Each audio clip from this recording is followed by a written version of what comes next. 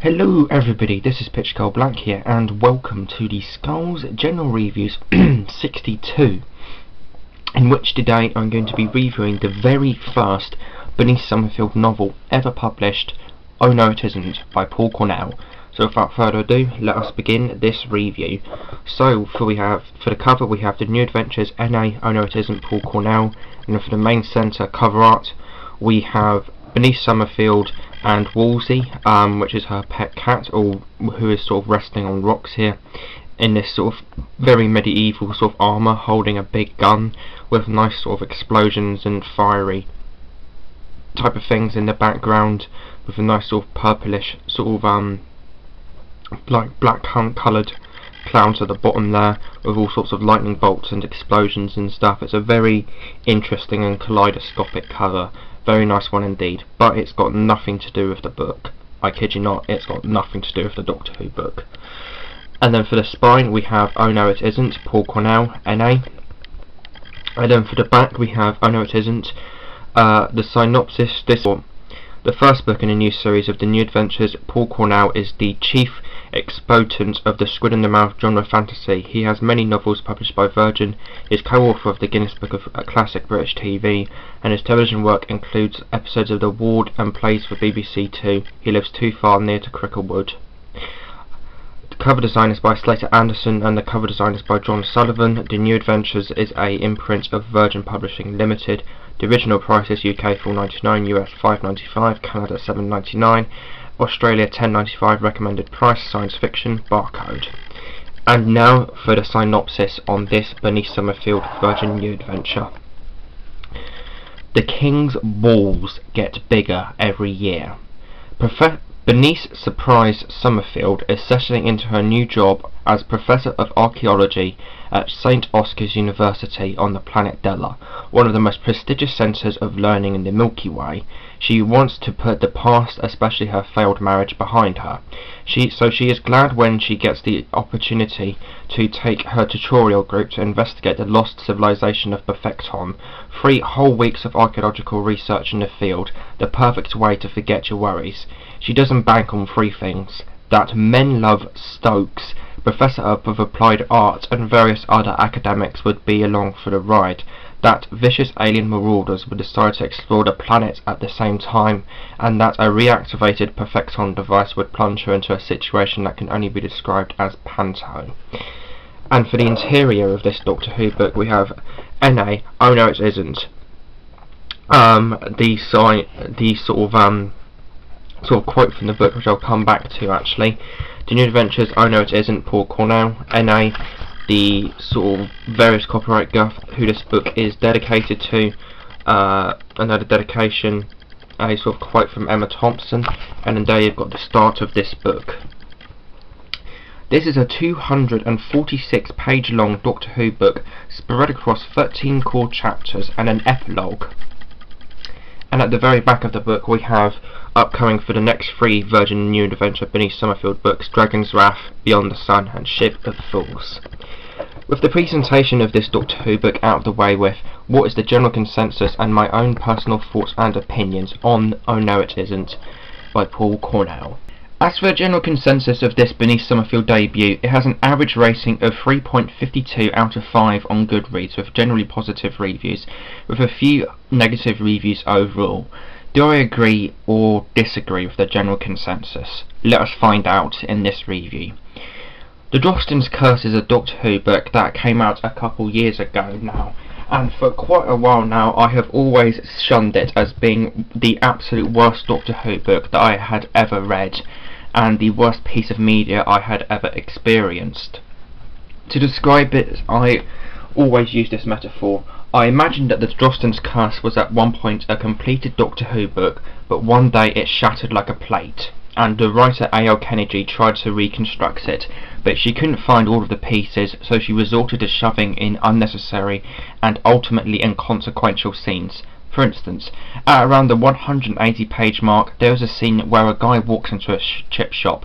He just wants some dinner, and the person behind the counter gets all pissy with him, basically stereotyping that the customer is stereotyping himself as having a low class, low paying job, jumps over the counter and literally starts beating the shit out of him.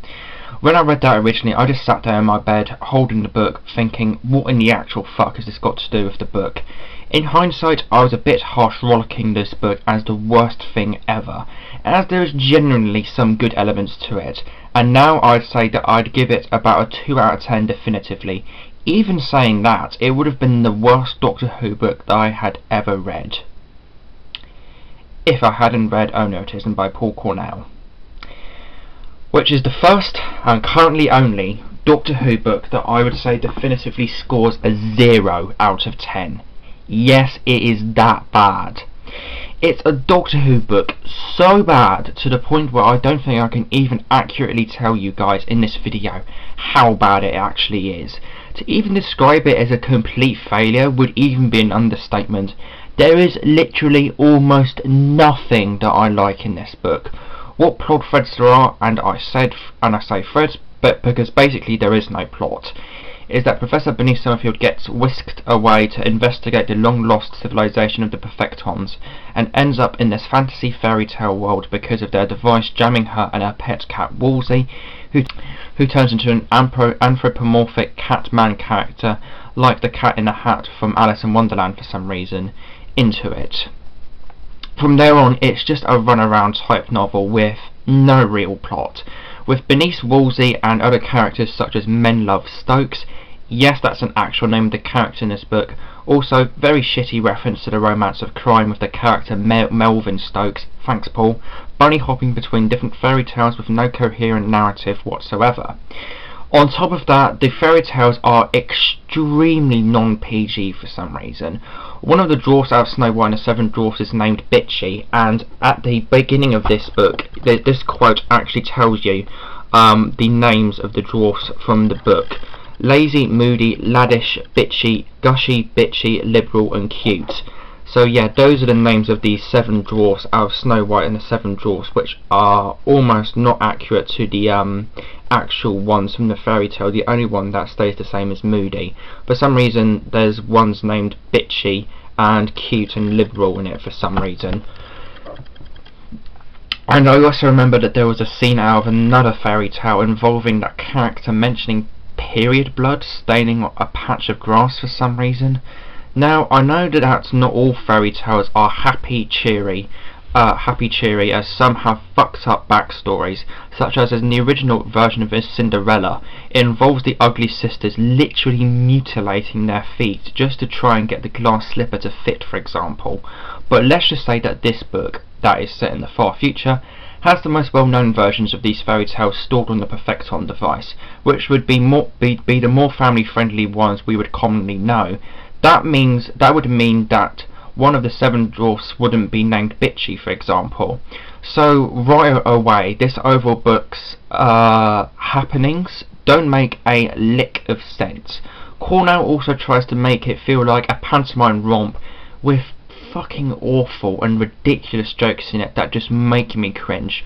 Not only that, I would say that from around the 50-page mark to the 150 to 175 page mark, there's at least 1 to 3 sex jokes per page, maybe even 5 at points, I think.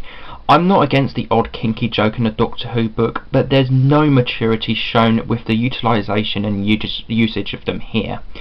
Going back to Cinderella for a bit now. There's a quote from the back of the book that says the king's balls get bigger every year. Not only is this a flat out cringy dirty joke to begin with, but it takes place during the dance ball scene of the fairy tale, both making it a cringy pun and a cringy double entendre, and arguably that is the worst joke in the book. But the jokes don't stop here.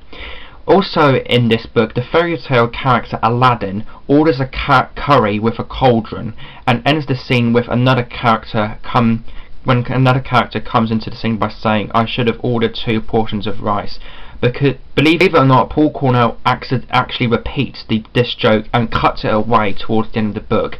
And I struggled so hard not to propel this copy of the book across my living room out of pure unfiltered rage.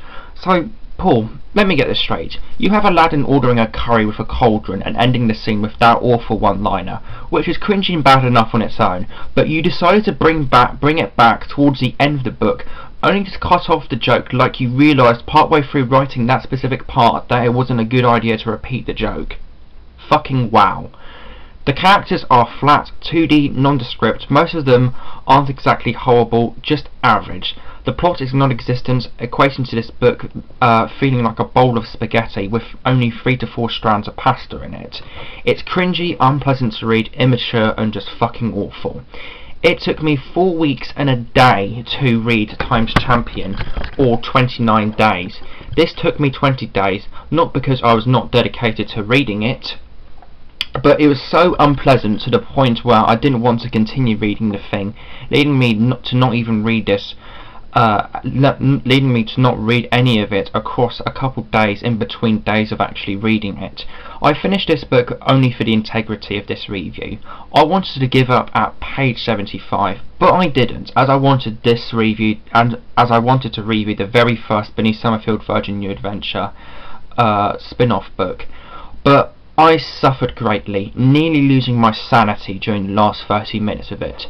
I've heard that other books like Rags and Sick Building are awful, but from what I've heard, those might be somewhat entertainingly bad reads.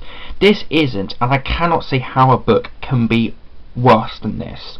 As I said, I don't think I can accurately state how awful this book is. It's just one of those ones where you need to experience it for yourself, but for the love of God, please don't.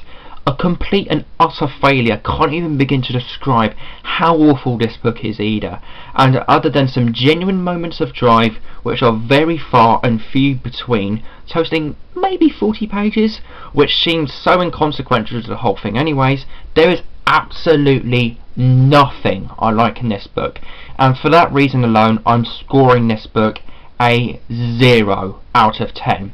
The only book to definitively score that as of now.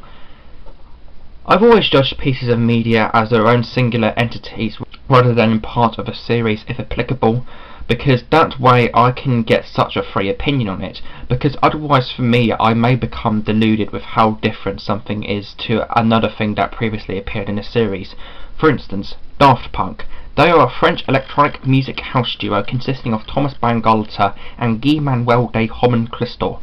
They released for quite a while electronic music albums such as Homework, Discovery and Human After All, but then released another called Random Access Memories, which was almost completely non-electronic, mainly consisting of synthesizer music, very much going back to what founded their sound with bands like Kraftwerk and the artist Jean-Michel Jarre. From that I can see that if I was to judge it from being in a series of albums with Homework, Discovery and Human After All, I could become very deluded when looking at Random Access Memories. So in other words, I never judge a book or a piece of media from a contextual standpoint, but I just have to mention this. Every single Doctor Who book that opens up a range that I have read at least sets up the tone of the series. The Cabinet of Light, The Forgotten Son, Devil Goblins from Neptune and even Time Worm Genesis all paved the way for what their series that they are and is going to be like. This doesn't, and arguably, contextually, this makes the book even worse. I thought that the Benny Summerfield Virgin New Adventures were meant to be dark, gritty archaeological stories. Seriously, listen to the synopsis of Dry Pilgrimage. Bored with her job, bored with being perpetually skinned, Benny Summerfield leaps at the chance of a free holiday arranged by her new friend Maeve Reuven, St. Oscar's professor of comparative religion, but all is not what it seems.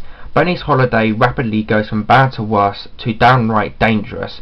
For a start, the quote-unquote luxury cruise is a religious pilgrimage, and alcohol is forbidden to those on board. Then she is attacked, badly injured and confined to a wheelchair. And that's before the murder. Benny finds herself caught in a web of intrigue, not knowing who on board can be trusted or which way to turn, and with the future of more than one world depending on her actions, she must decide who to believe, expose the hidden killer and prevent a ruthless grab for power.